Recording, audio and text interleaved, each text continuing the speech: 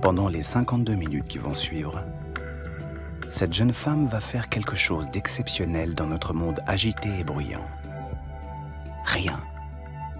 Absolument rien. Oui, cette jeune femme commence une séance de méditation.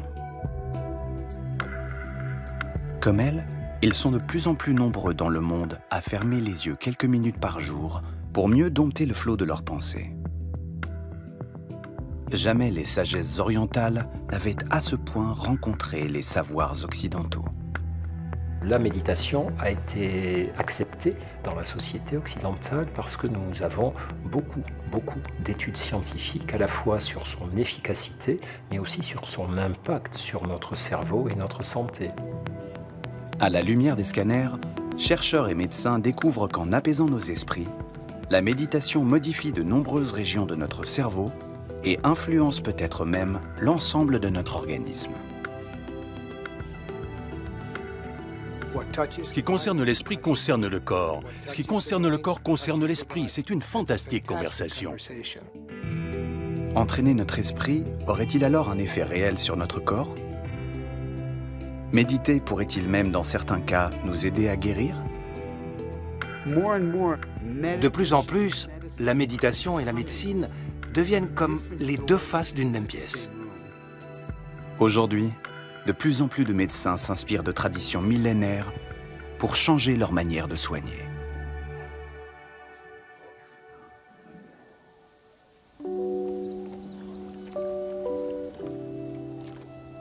En quittant les ashrams de l'Inde, la méditation s'est progressivement détachée de ses origines religieuses. Elle s'adresse désormais à tous, croyants ou athées. Si cette forme de méditation moderne s'appelle méditation de pleine conscience, c'est parce qu'elle cherche simplement à nous rendre attentifs à tout ce qui nous passe par la tête, à nos émotions intimes comme à nos sensations corporelles. Ce que beaucoup de gens ignorent avant de commencer à méditer, c'est que la méditation est une pratique très corporelle. C'est pas juste une cogitation, une réflexion approfondie, une observation de nos pensées. C'est vraiment un moment où on se met à l'écoute de sa personne globale. On regarde ce qui se passe dans notre corps, comment nous respirons, comment nos pensées circulent, comment on accueille les sons. Finalement, c'est une position d'observateur bienveillant. On ne cherche pas à provoquer quoi que ce soit, juste à se rendre présent. Connu pour ses nombreuses publications sur la méditation, le docteur Christophe André est surtout le premier médecin en France à lui avoir ouvert les portes de l'hôpital. Celle de l'hôpital Sainte-Anne précisément. Depuis 2004, ce haut lieu de la santé mentale utilise la méditation pour aider les patients qui souffrent de dépression chronique et de troubles de l'anxiété. Nous, dans le service, nous considérons que la méditation est une approche complémentaire. Elle n'a pas pour vocation de dire « arrêtez les antidépresseurs, c'est mauvais, les psychothérapies, c'est du blabla, laissez tomber ». Nous, on pense que c'est très bien d'avoir des antidépresseurs, des psychothérapies, mais on pense aussi que ça ne suffit pas parfois et qu'on peut encore amplifier, augmenter, améliorer sa santé avec des approches complémentaires comme la méditation. Pour commencer notre exercice de pleine conscience, les mains sont sur les cuisses ou vers les genoux. Les paumes peuvent être tournées vers le bas. À Sainte-Anne, c'est Florent Dulon qui encadre aujourd'hui les séances.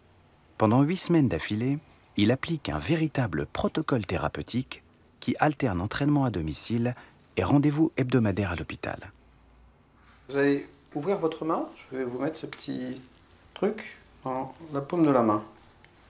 Et juste, vous, pour l'instant, faites rien. Vous le regardez. Un petit truc qui n'a peut-être l'air de rien comme ça, mais ce grain de raisin aide en fait les patients dépressifs à sortir de leurs idées noires et morbides. C'est un moyen étonnamment simple de focaliser ses pensées sur l'instant présent.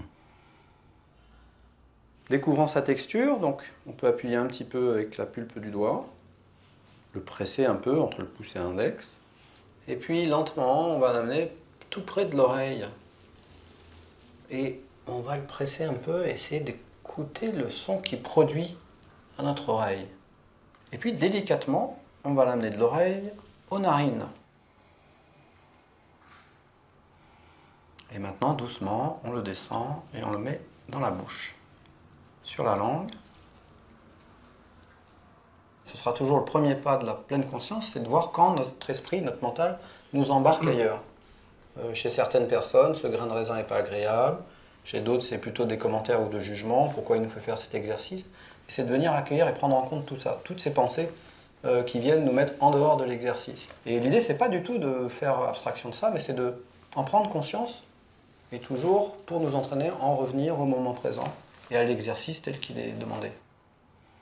À première vue, on a quand même du mal à croire que mâcher des grains de raisin puisse faire aussi bien qu'avaler des petites pilules.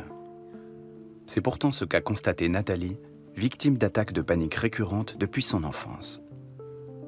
Pour elle, l'accompagnement thérapeutique dispensé à Sainte-Anne a fait plus en 1 an que 40 ans de surenchère médicamenteuse.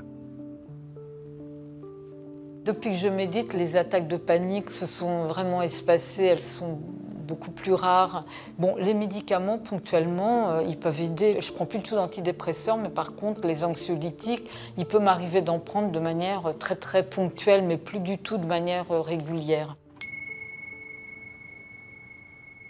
Ce qu'on montre à la fois en tant que médecin, en observant l'évolution des patients, mais aussi dans les études de neuroimagerie, etc., c'est que apprendre la méditation à des patients fragiles sur le plan dépressif leur permettait de limiter considérablement le risque de rechute dans les années qui venaient et que ça avait la même efficacité que le maintien sous antidépresseurs.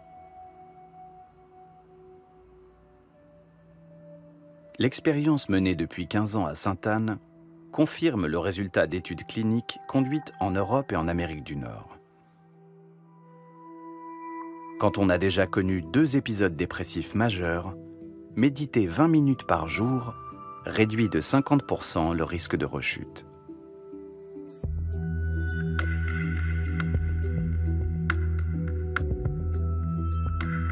Si vous prenez la méditation pour un simple exercice de relaxation, si vous n'y voyez qu'un effet de mode, détrompez-vous. De plus en plus de médecins reconnaissent aujourd'hui ses vertus antidépressives. Et les chercheurs commencent même à pouvoir les expliquer.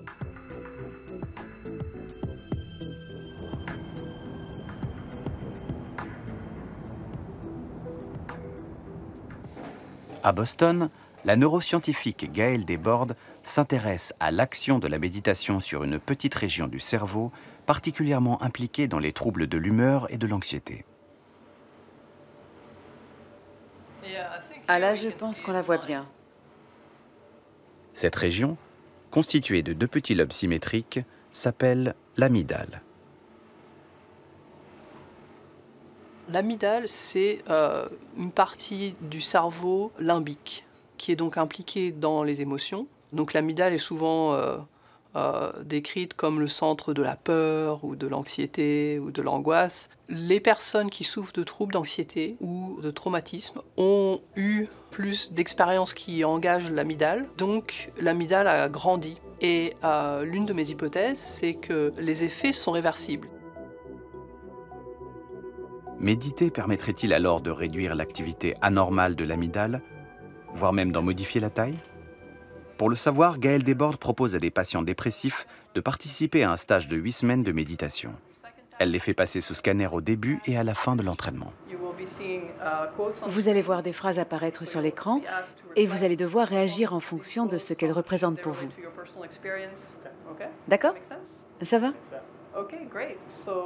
Alors vous pouvez aller vous installer dans le scanner. Sur l'écran placé devant leurs yeux, les patients voient défiler des phrases symptomatiques de leur état psychique. Le genre de phrases qu'ils ne peuvent pas s'empêcher de ruminer en permanence pendant leur crise de dépression. Si vous avez bien compris et si vous êtes prêts, appuyez sur le bouton.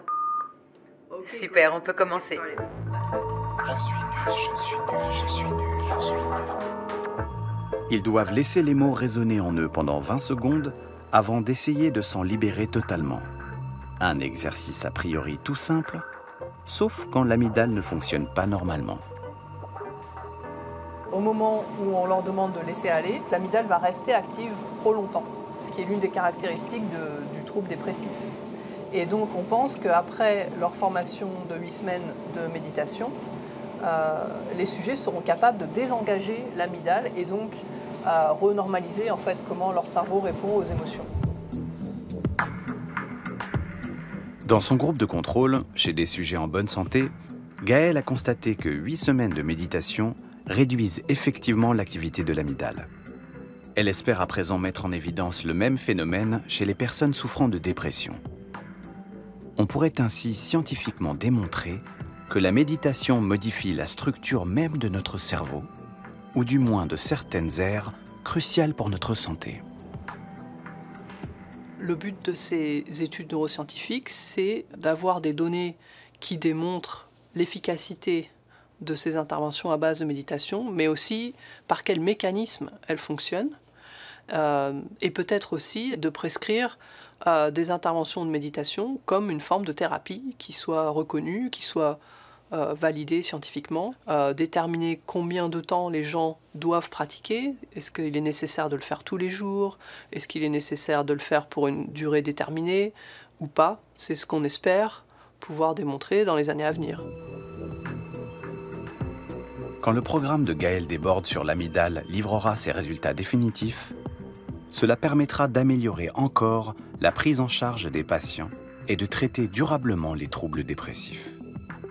Gaëlle et son équipe espèrent en effet découvrir comment entraîner efficacement son cerveau pour qu'il puisse corriger par lui-même certains de ses dysfonctionnements. Depuis l'IRM, on a découvert qu'il y avait également des changements qui pouvaient exister dans le cerveau après avoir pratiqué. Donc des changements qui ne sont pas uniquement un changement d'état pendant la méditation, mais un changement anatomique ou fonctionnel dans le cerveau qui dure, voire même qui devient la nouvelle norme de fonctionnement. L'amygdale qu'étudie actuellement Gaëlle Desbordes n'est pas la seule aire cérébrale qui change quand on médite régulièrement tout au long de sa vie. Méditer modifie durablement de nombreuses régions de notre cerveau, au point qu'il est aujourd'hui difficile d'en faire un inventaire exhaustif.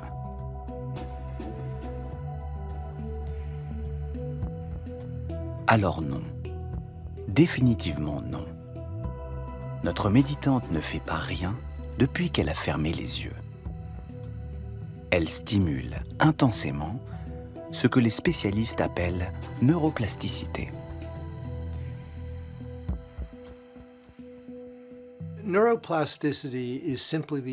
La neuroplasticité, c'est l'idée toute simple que le cerveau se modifie avec l'expérience et avec l'entraînement. La plupart du temps, ça se passe malgré nous. La plupart du temps, nos cerveaux sont façonnés par ce qui se passe autour de nous. Avec la méditation, ce que l'on fait, c'est qu'on dirige enfin notre cerveau. On oriente volontairement la neuroplasticité. Pour nous, la méditation, c'est une forme d'entraînement mental. Référence mondiale des études neuroscientifiques sur la méditation, Richard Davidson ausculte depuis des décennies le cerveau des grands méditants, comme le moine bouddhiste Matthieu Ricard. Ses études et celles de ses disciples ont peu à peu révélé que les pouvoirs de l'entraînement cérébral s'étendaient bien au-delà du seul traitement des maladies psychiques. Au début, les scientifiques qui s'intéressaient à la méditation étaient surtout des psychologues et parfois des psychiatres. Mais à mesure que la science a évolué dans ce domaine, on a vu arriver les neuroscientifiques, les immunologues, les cardiologues, les endocrinologues. Ils s'y sont tous intéressés. Depuis le début des années 2000, le nombre de publications scientifiques consacrées à la méditation augmente sans cesse. Aux États-Unis, plus de 250 cliniques et hôpitaux proposent déjà des stages d'initiation à leurs patients. Le plus important d'entre eux est même hébergé au sein de la prestigieuse Université du Massachusetts, en Nouvelle-Angleterre.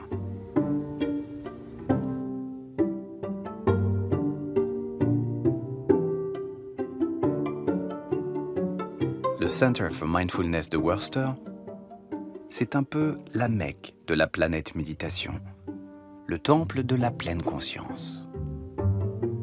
Ici, on marche en pleine conscience, on sourit en pleine conscience, on s'étire en pleine conscience, et on finirait même par s'endormir sans en avoir conscience.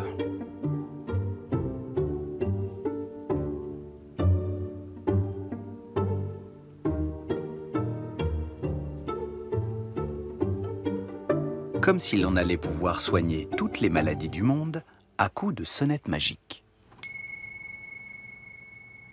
De prime abord, les gens disent toujours « Qu'est-ce que la méditation pourrait bien changer à mon état de santé ou à ma maladie ?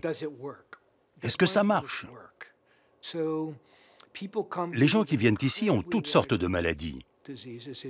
Il est assez courant de trouver des gens atteints de cancer à différents stades d'évolution, des gens qui souffrent de douleurs chroniques. Les gens viennent pour des troubles du système digestif, du système cardiovasculaire. Donc on fait vraiment partie de la médecine maintenant. Ce n'est plus de la médecine alternative, ça rentre vraiment dans les mœurs. Aujourd'hui, près de 15 000 personnes passent chaque année par le Center for Mindfulness. En 38 ans d'existence, le centre a acquis une réputation mondiale grâce aux milliers de témoignages enthousiastes des participants. Vous savez, je n'ai pas eu une seule migraine en 7 semaines, ce qui est assez impressionnant parce que d'habitude, j'en ai 2 ou 3 par mois et j'ai l'impression d'être beaucoup moins sévère envers moi-même et mon entourage. J'ai eu pas mal de changements dans ma vie récemment, dont un pontage gastrique qui m'a fait perdre 46 kilos. Je me suis fait remplacer mes 2 hanches et j'ai commencé à perdre confiance en moi.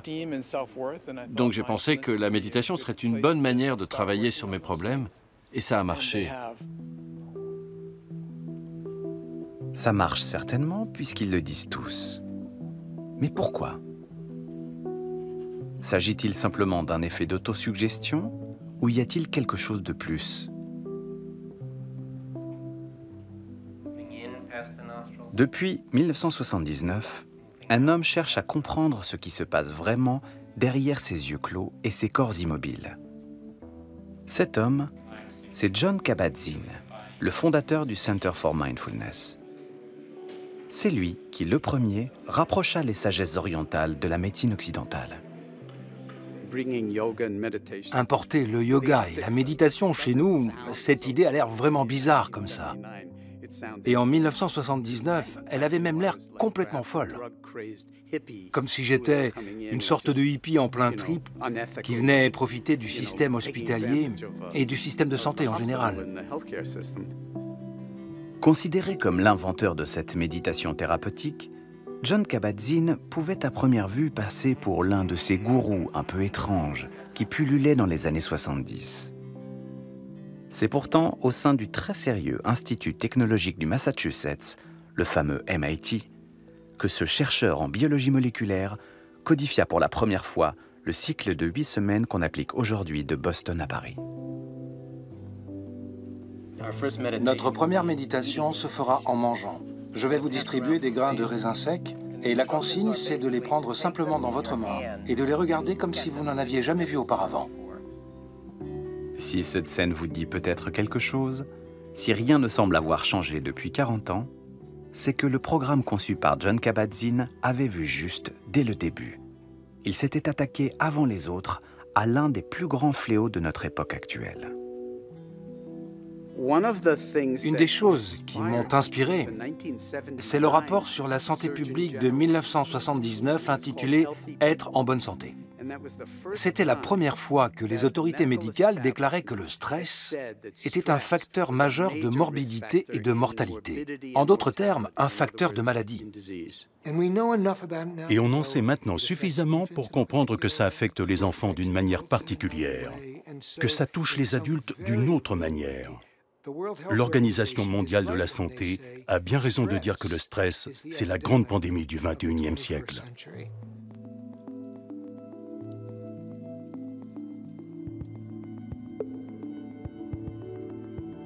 Rester zen en toutes circonstances suffirait-il à nous prémunir des maladies liées au stress? Comment des gestes aussi simples peuvent-ils vraiment produire un effet sur notre corps?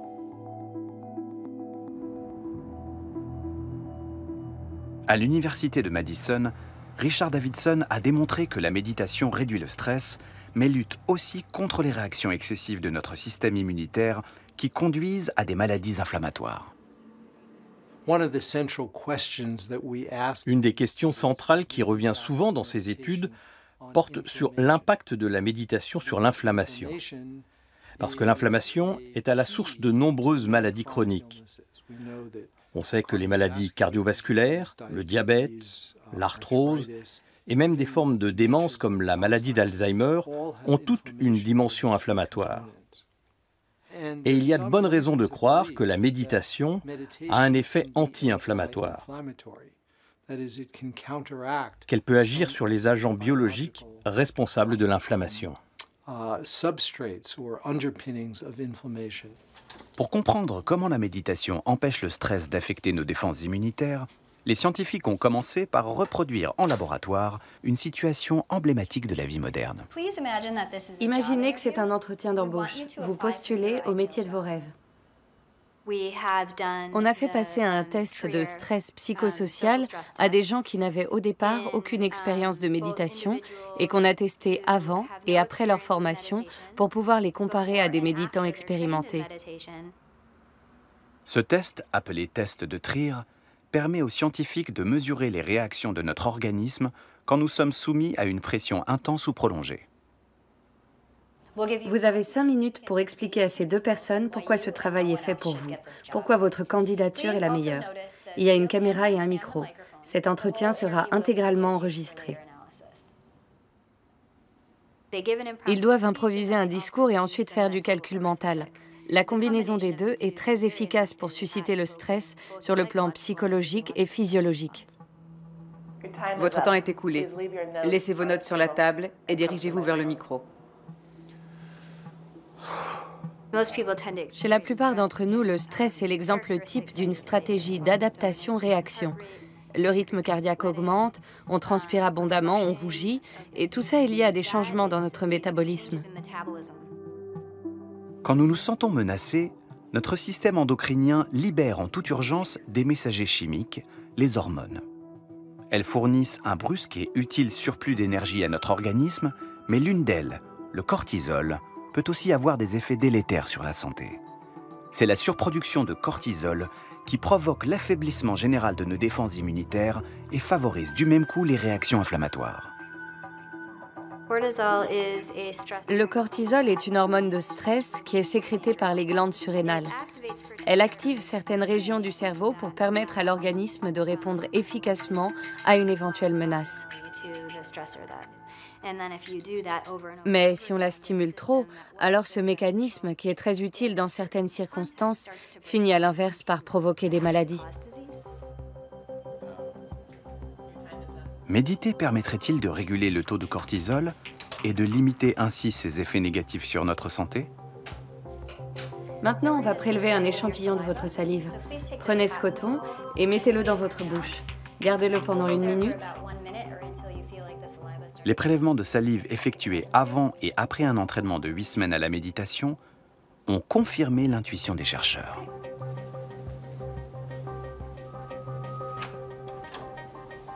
Avant d'apprendre à méditer, les sujets produisent beaucoup de cortisol quand ils font l'exercice et l'évacuent difficilement une fois le stress passé. Après 8 semaines de méditation intensive, leur taux de cortisol est moins élevé pendant le même exercice et surtout revient beaucoup plus vite à la normale. De plus, les scientifiques ont observé une diminution des réactions inflammatoires. Ce qu'on a observé, c'est que, par rapport au début de leur stage de méditation, les sujets qui avaient été entraînés à la pleine conscience avaient une réaction inflammatoire plus faible à une crème qu'on appelle capsaïcine. On l'applique sur la peau et ça provoque une petite inflammation. Cette inflammation est plus faible après l'entraînement que chez les gens qui n'ont jamais médité. Et donc, si vous pouvez contrôler votre perception du stress, vous pouvez aussi moduler votre réponse physiologique au stress.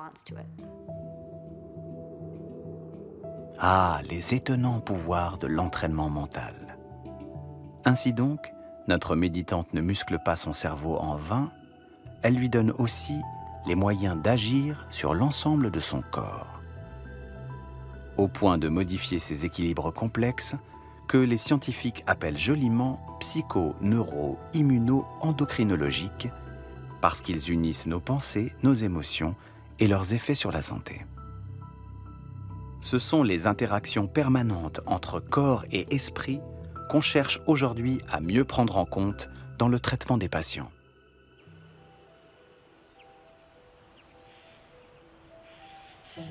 À l'hôpital de la Pitié-Salpêtrière à Paris, le docteur Corinne Inar-Bagnis accompagne depuis 3 ans des patients suivis dans les services de néphrologie, de cardiologie ou même d'oncologie. Sans leur promettre de guérison miracle par la méditation, elle les aide à mieux supporter des soins et des traitements souvent très éprouvants.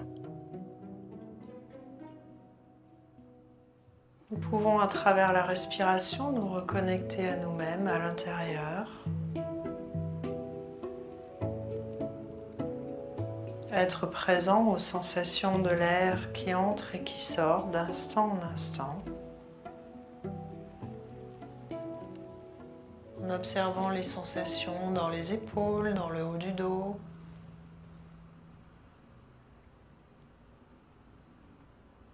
Et en laissant les vertèbres se remettre les unes sur les autres, comme un collier de perles.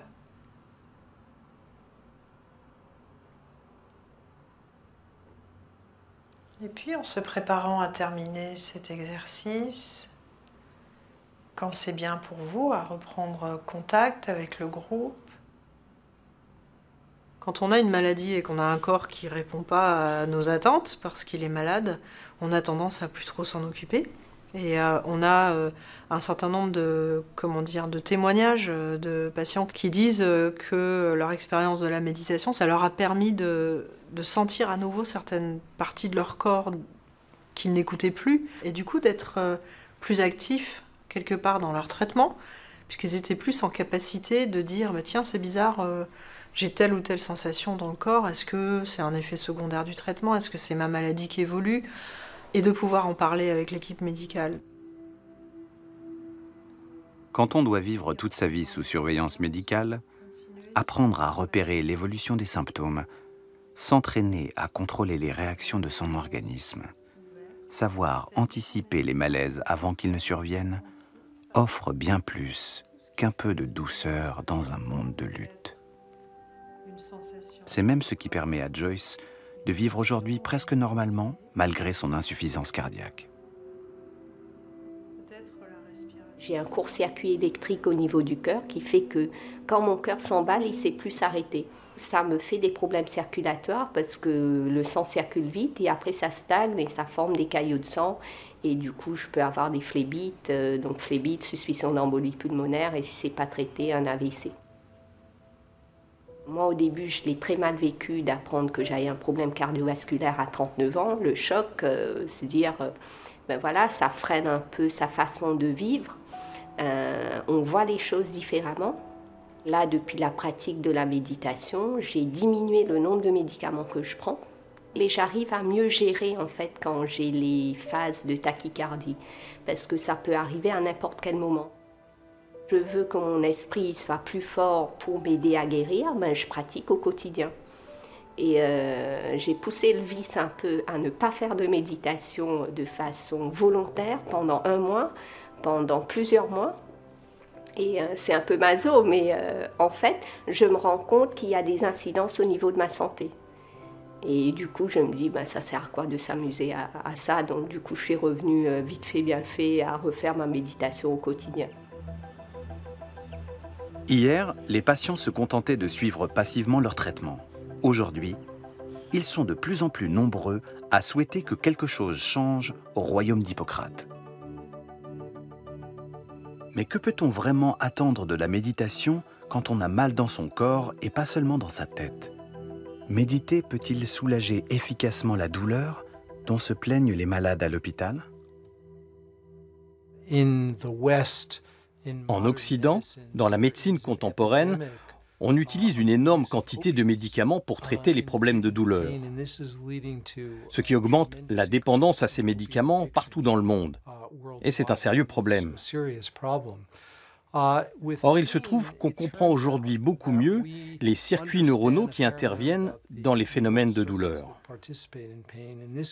Et ça nous donne une très bonne base pour savoir où et comment la méditation peut agir. La douleur est en elle-même un mécanisme d'adaptation vital à notre survie. En l'étudiant de plus près, les scientifiques ont découvert qu'elle associait nos sens et notre cerveau d'une manière particulièrement subtile et complexe. Pendant longtemps, on a cherché un centre de la douleur, comme on a un centre du langage, un centre de la vision. Et en fait, on s'est rendu compte qu'il n'y a pas du tout un centre à un endroit donné du cerveau, mais un maillage, ce qu'on appelle maintenant la matrice de la douleur.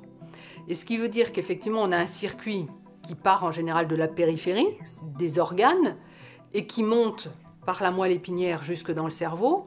Et dans le cerveau, on a une espèce de feu d'artifice, c'est-à-dire qu'on a un certain nombre de zones qui interfèrent toutes les unes avec les autres pour qu'on ressente cette douleur. Et en fait, ce message de douleur qui arrive au niveau du cerveau, il est traité par un gros ordinateur qui est notre cerveau, mais de différentes manières, avec différents filtres. Et selon ce qu'on a déjà vécu, selon ce qu'on craint, selon ce qu'on est à ce moment-là, et selon notre humeur, on sait que ça va déteindre, ça va amplifier ou minimiser notre ressenti de la douleur. Jusqu'ici, la douleur était considérée comme une réaction incontrôlable, une sorte de réflexe de l'organisme soumis à une agression extérieure. En fait, on sait aujourd'hui que nous augmentons inconsciemment ces effets par des projections mentales disproportionnées. En clair, nous nous faisons d'autant plus mal que nous avons peur d'avoir mal. Une grande partie de la souffrance que nous ressentons quand nous avons mal ne vient pas de la douleur elle-même, mais de l'anticipation de la douleur. Par exemple, si quelqu'un sait qu'il va subir un certain type de traitement qui fait mal, la peur, l'anxiété et la souffrance au sens littéral du terme liée à l'anticipation du traitement va être aussi toxique, voire plus toxique que la douleur elle-même. Pour comprendre comment la méditation agit sur les phénomènes d'anticipation anxieuse de la douleur, les scientifiques ont fait défiler sous scanner des novices et des méditants expérimentés. Ils leur ont infligé une légère brûlure au poignet et ont observé les réactions de leur cerveau. Experts et novices étaient prévenus 10 secondes à l'avance que la température allait brusquement augmenter. Et voilà ce que l'on a découvert. Chez les novices qui venaient tout juste d'apprendre à méditer, quand on les prévenait qu'ils allaient ressentir une douleur, leur cerveau réagissait comme si la douleur était déjà là. Il y avait une activité intense dans les différentes régions qui forment ce que l'on appelle la matrice de la douleur. Leur cerveau s'allumait immédiatement. Chez les méditants expérimentés, presque rien. Le signal était quasiment plat. Si les méditants parviennent à limiter l'anticipation réflexe de leur cerveau, faut-il pour autant conclure qu'ils ne ressentent plus du tout la douleur? Pour les scientifiques, ce n'est pas tout à fait ce que montre l'analyse des données. Étonnamment, le cerveau des méditants répond de manière plus intense à la douleur que celui des non-méditants, et non pas le contraire. La réaction est paradoxalement plus forte, mais ensuite, pendant la phase de récupération, ils reviennent tout de suite à la normale, alors que les novices continuent de présenter une activité intense dans les différentes aires cérébrales de la douleur. Le cerveau des grands méditants s'active pleinement quand la douleur est là pour permettre à l'organisme de réagir en cas de danger. En revanche, il reste absolument serein avant et après. Collaborateur de longue date de Richard Davidson, c'est le neuroscientifique Antoine Lutz qui poursuit aujourd'hui à Lyon cette étude majeure sur la douleur.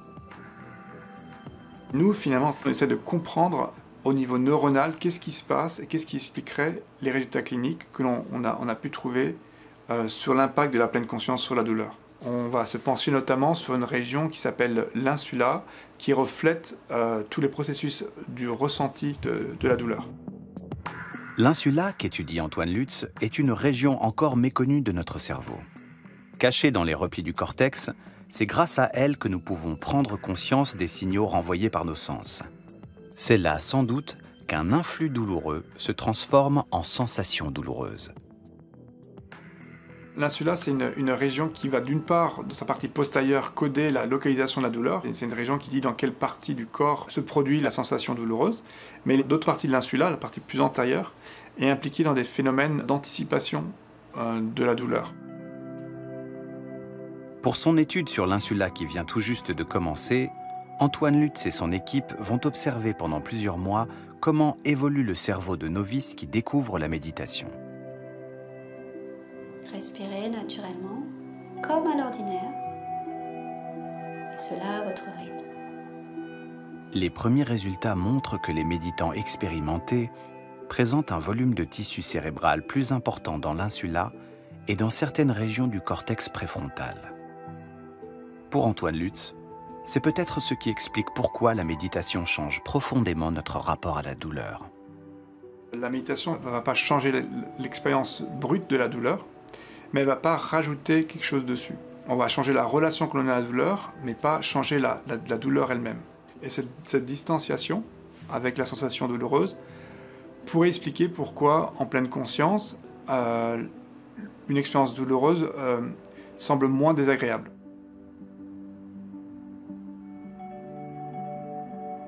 Méditer ne fera jamais de nous des fakirs insensibles à la douleur, mais on peut apprendre à contrôler certaines réactions automatiques de notre corps, même les plus pénibles et les moins agréables. Comme si nous disposions en nous-mêmes de ressources insoupçonnées, précieusement conservées dans les régions calmes et sereines de notre psyché. Comme si la méditation nous ouvrait en fait les portes d'une véritable pharmacie intérieure.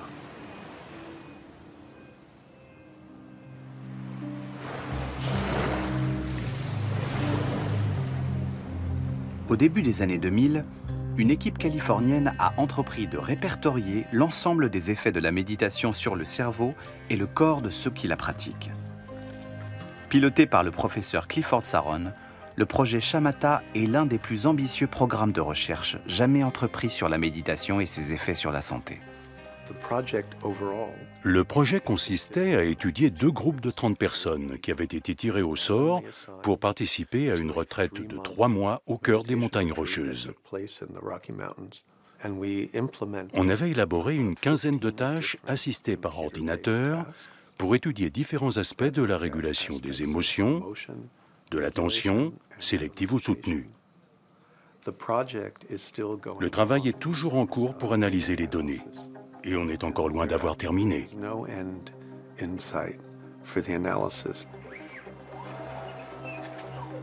Parmi toutes les disciplines scientifiques impliquées dans le projet Shamatha, l'équipe de Clifford Saron a notamment intégré des généticiens et des spécialistes de biologie moléculaire.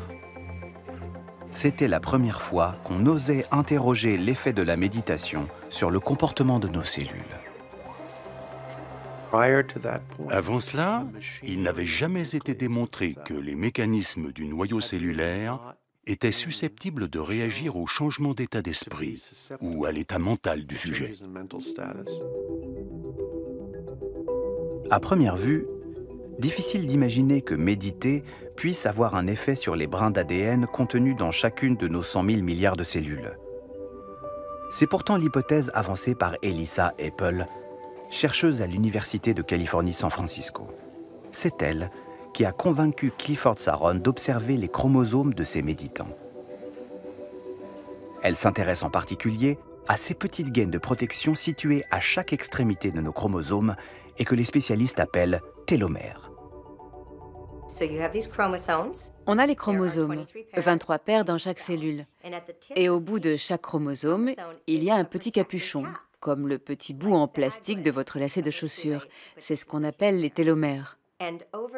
Avec le temps, les télomères raccourcissent de plus en plus. Et quand ils sont trop petits, la cellule ne peut plus se diviser et donc ne peut plus continuer à vivre ni renouveler les tissus. C'est exactement ce qui fait qu'on tombe malade et qu'on finit par mourir.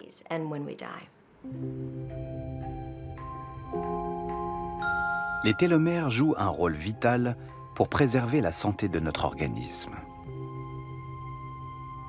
Lorsqu'ils raccourcissent, notre patrimoine génétique s'érode progressivement et c'est ainsi qu'à la longue, nos cheveux se mettent à blanchir, notre peau à se rider et qu'apparaissent les maladies liées à l'âge. Le raccourcissement des télomères est un phénomène absolument normal qui nous arrive à tous avec l'âge. Mais le rythme n'est pas tout à fait le même pour tous. Nos gènes, notre hygiène de vie, notre environnement, tout ça influence le raccourcissement de nos télomères. En réduisant le stress et ses effets toxiques sur l'organisme, la méditation pourrait-elle aussi protéger efficacement nos télomères, voire même les renforcer? C'est exactement ce qu'a cherché à savoir l'équipe du projet Shamatha. Elle a mesuré l'évolution du taux de télomérase, l'enzyme chargée de freiner le raccourcissement des télomères, au début et à la fin des 3 mois de retraite. Ce qu'on a découvert, c'est qu'à la fin des 3 mois, on avait 30% de télomérase en plus. Un tiers de télomérase en plus chez les méditants par rapport au groupe de contrôle.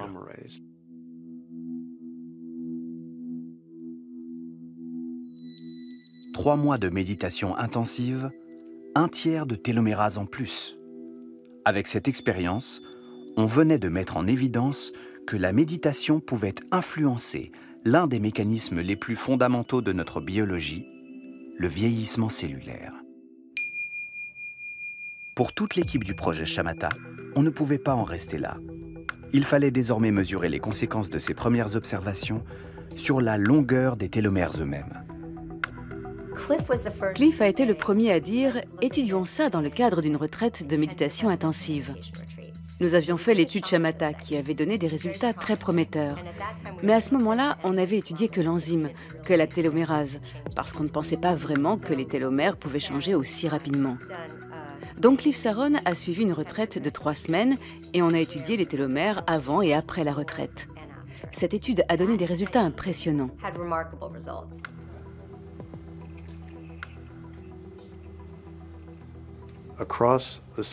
Sur une période de seulement 3 semaines, on a mis en évidence un rallongement significatif des télomères parmi les 26 méditants suivis. Et c'est comme ça que nous avons compris que la longévité physique d'une personne peut être liée à son état psychologique d'une manière absolument mécanique. Ça a été une découverte vraiment stupéfiante. Si elle se confirme dans d'autres études, c'est une très bonne nouvelle. La méditation pourrait ralentir le rythme du vieillissement. Elle stimule la télomérase et renforce les télomères de sorte qu'ils raccourcissent moins vite avec le temps. Cette étude en est encore à ses débuts, mais nos résultats sont très encourageants et prometteurs.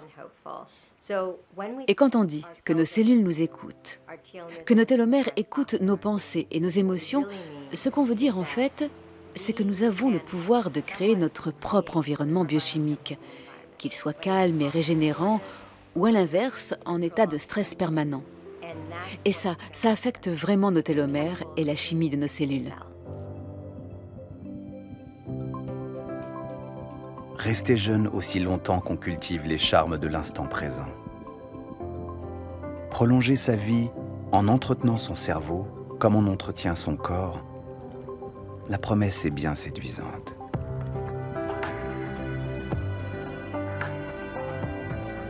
Malheureusement, pour les chercheurs qui poursuivent aujourd'hui ces études, les choses ne sont pas tout à fait aussi simples. Ce serait un peu excessif de conclure que la méditation pourrait nous permettre de rester éternellement jeunes. Mais je crois que la longueur des télomères et l'activité de la télomérase sont des marqueurs biologiques importants pour mesurer la santé de nos cellules et le vieillissement cellulaire. Dans cette perspective, nos résultats, même s'ils n'en sont qu'au stade préliminaire, suggèrent que la méditation a bien un impact positif sur la biologie des télomères. Le vieillissement cellulaire est hélas un phénomène irréversible, mais il semble bel et bien possible de le ralentir, ou du moins d'éviter de l'accélérer. Il y a beaucoup de recherches dans l'industrie pharmaceutique pour arrêter le vieillissement et prolonger la jeunesse. On est encore loin d'avoir trouvé la solution, mais ce dont on peut être sûr, c'est qu'il est possible de vieillir en meilleure santé. On n'est pas obligé d'avoir toutes ces maladies chroniques qui nous font souffrir et qui nous coûtent cher. On peut cantonner ces maladies à la fin de la vie et rester plus longtemps en bonne santé. La découverte des effets de la méditation sur notre patrimoine génétique et la santé de nos cellules est sans doute à ce jour l'une des plus surprenantes et des plus prometteuses. Elle pourrait bien à terme renforcer encore l'intérêt des scientifiques pour ces pratiques issues du fond des âges. Ils sont de plus en plus nombreux désormais à constater leurs bienfaits.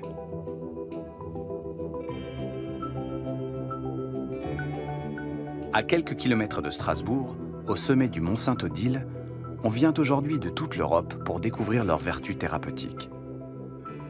Ici, sous la direction du rhumatologue Jean-Gérard Bloch, médecins et professionnels de santé viennent préparer le premier diplôme de méditation délivré par l'Université française. Longtemps, les disciplines médicales étaient très cloisonnées, même si tout le monde a dans l'idée que cette cloison est artificielle, mais aujourd'hui même ces séparations commencent à s'estomper et s'ouvre ainsi un champ de médecine intégrative, on commence à l'appeler comme ça, ou de médecine du corps-esprit, et qui pour moi peut peut-être même s'appeler médecine de l'être. Chaque année, au cœur de l'hiver, les médecins de demain apprennent à leur tour à respirer en pleine conscience, à marcher en pleine conscience, à mettre leur corps au repos pour mieux dompter le flot de leurs pensées. Après ces progrès extraordinaires de la médecine technicienne, il fallait que nous rattrapions un petit peu le retard pris par la médecine humaniste. Et là, voilà, j'ai le sentiment que nous sommes à une époque où les choses s'équilibrent dans ce sens. Petit à petit, la médecine occidentale amorce sa métamorphose, intégrant progressivement les acquis d'une quarantaine d'années de recherche menées hors des sentiers battus.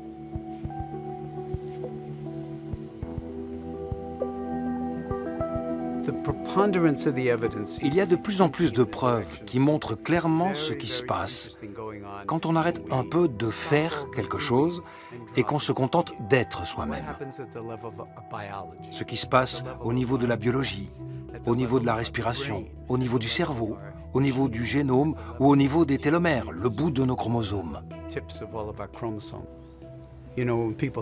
Les gens pensent que la méditation, c'est un truc bizarre, comme un rituel de magie, de conscience cosmique, ou quelque chose du genre. Mais ça n'a rien à voir. Il ne s'agit pas de partir dans le cosmos, mais d'être pleinement là où vous êtes. Et s'il y a de la magie, elle est à l'intérieur de vous-même. Alors oui, définitivement oui. Il y a maintenant une science de la pleine conscience. Corps et esprit forment un tout, et c'est l'ensemble des composantes psychologiques, neurologiques et physiologiques que les chercheurs et les médecins veulent désormais prendre en compte pour améliorer notre santé. Notre vision, c'est que méditer sera bientôt aussi banal que de se brosser les dents. Cela fera partie de notre routine quotidienne. On traite nos dents avec respect en les brossant et en les soignant. On devrait vraiment prendre soin de notre esprit et de notre cerveau avec autant de respect.